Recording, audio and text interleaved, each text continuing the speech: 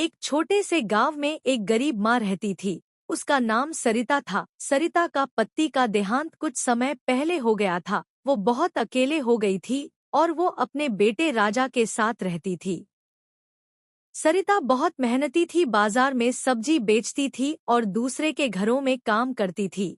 वो बहुत गरीब थी, लेकिन उसकी आमदनी इतनी नहीं थी कि वह अपने बेटे को अच्छी शिक्षा दिला सके। फिर भी वह अपने बेटे को हर संभव सुख सुविधा देने की कोशिश करती थी। एक दिन राजा ने अपनी माँ से कहा, माँ मेरे पापा कहाँ हैं, मुझे उनसे मिलना है। सरिता रोने लगी और सरिता ने राजू से कहा, तुम्हारे पिता इस दुनिया में नहीं है। यह बात सुनकर राजू सो गया। दूसरे राजू अपनी माँ से कहा, मुझे नई किताबें चाहिए, मेरे पास पढ़ने के लिए पर्याप्त किताबें नहीं हैं। सरिता को यह सुनकर बहुत दुख हुआ, क्योंकि उसके पास किताबें खरीदने के लिए पैसे नहीं थे। लेकिन उसने अपने बेटे से वादा किया कि वह उसे नई किताबें दिलाएगी। सरिता ने सोचा और फिर गांव में छोटे मोटे काम करने लगी। वह दिन रात मेहनत करती और जो भी पैसा कमाती उसे बचाने लगी। उसने घर घर जाकर काम किया, लोगों के घर में जाकर साफ सफाई की और भी कई छोटे मोटे काम किए।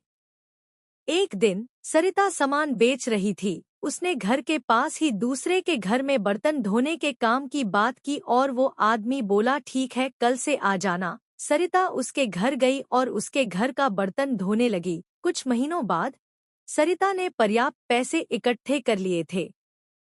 उसने उन पैसों से अपने बेटे के लिए नई किताबें लाके दी। जब उसने ये किताबें राजा को दिया तो राजा की खुशी का ठिकाना नहीं रहा। उसने अपनी माँ को गले लगाया और कहा, माँ, आप दुनिया की सबसे अच्छी माँ है। सरिता की आंखों में खुशी के आ गए आंसू। उसने अपने बेटे से कहा, बेटा, मेहनत और ईमानदारी से कभी पीछे नहीं हटना चाहिए। हमारी गरीबी हमें कभी नहीं हरा सकती, अगर हम सच्चे दिल से मेहनत करें। राजा ने अपनी माँ की बातों को ध्यान से सुना और उसने भी मेहनत करने का वादा किया। वह पढ़ाई में मेहनत करने लगा। गांव के लोग सरिता और राजा की कहानी सुनकर बहुत प्रेरित हुए।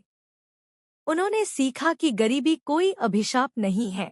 अगर इंसान मेहनत और ईमानदारी से काम करे तो वह हर मुश्किल को पार कर सकता है।